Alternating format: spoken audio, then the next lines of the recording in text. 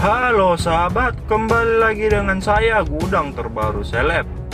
Terbaru, ditemukan dua bukti kuat orang ini jadi tersangka.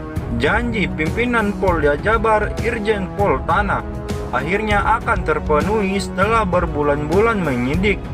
Dengan keadaan yang penuh teka-teki, peristiwa yang merenggut nyawa Tuti dan Amel pun akhirnya akan terungkap. Seperti yang diketahui, pada tanggal 18 Agustus tahun 2021, penyidik dilapori atas kacaunya kondisi salah satu rumah warga di Subang, Jawa Barat.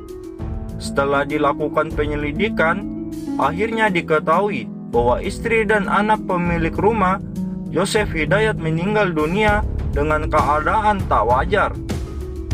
Diketahui, Tuti Suhartini dan Amelia Mustika Ratu ditemukan meninggal dunia usai dihabisi oleh beberapa orang. Jenazah mereka berdua kemudian dimandikan. Setelah itu, pelaku menyimpan jenazah mereka di jok mobil yang terparkir di rumahnya tanpa sehelai benang sekalipun. Mengenai hal itu, Kapolda Jabar Irjen Pol Suntana menyebut bahwa pihaknya sedikit lagi merilis nama-nama tersangka.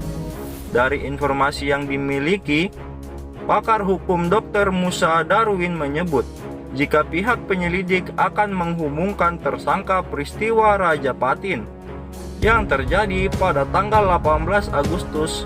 Lalu Dr. Musa menyebut dengan sangat jelas bahwa penyidik akan merilis nama tersangka akhir bulan ini.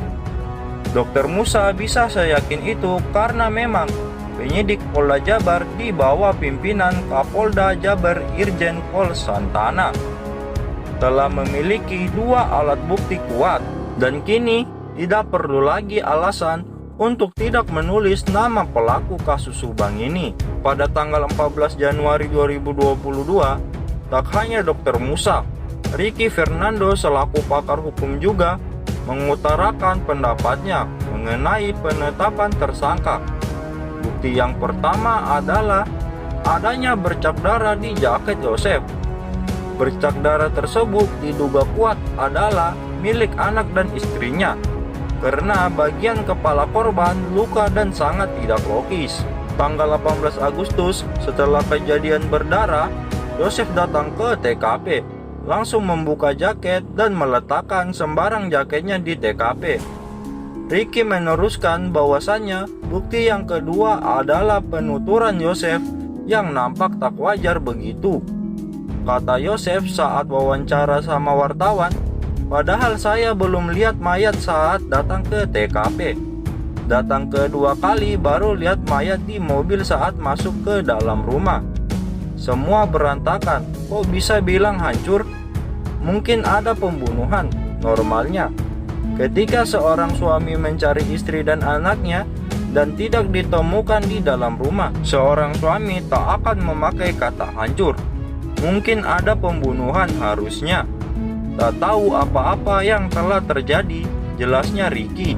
Dari awal penyidik dilakukan.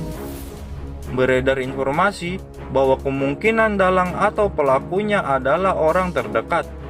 Tak hanya itu, informasi lainnya yang beredar adalah pelaku perebut nyawa bukan hanya satu orang. Bercermin dari pernyataan Ricky, memang harus diakui jika Yosef seakan adalah pelakunya.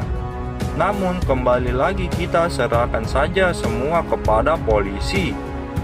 Itulah yang dapat saya sampaikan saat ini. Sekian dari saya, terima kasih.